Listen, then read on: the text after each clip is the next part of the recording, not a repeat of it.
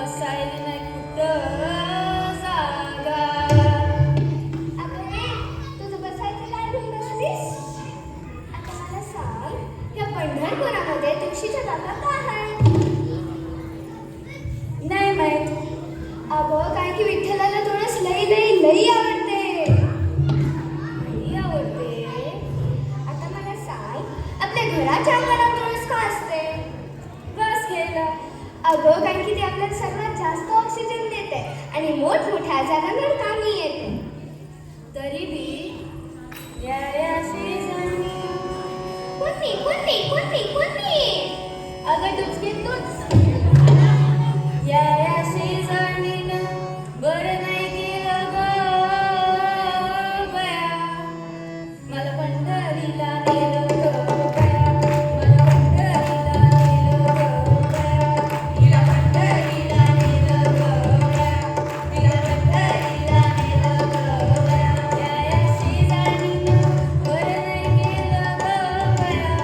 मला पंढरीला नेलं ग बया.